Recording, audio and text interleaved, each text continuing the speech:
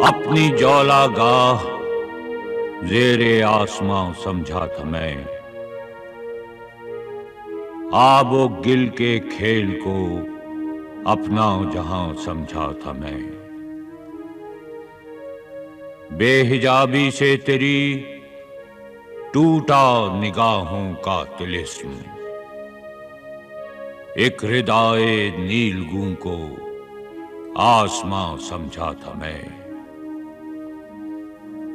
कारवां थक कर फजा के पेचखम में रह गया, मेहरो माहो मुश्तरी को हम इना समझा था मैं। इश्क की एक जस्त ने तय कर दिया किस्सा तमाम, इस जमीनो आसमां को बेकरां समझा था मैं।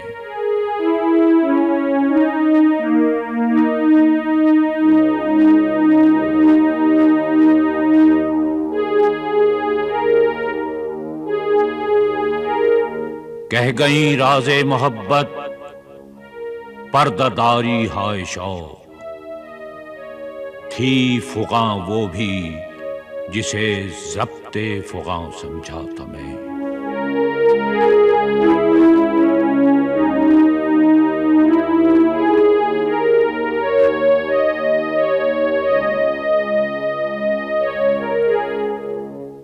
थी किसी दरमादा रहरो की सदाए दर्दनाक, जिसको आवाज़े रहीले कारवां समझा था मैं।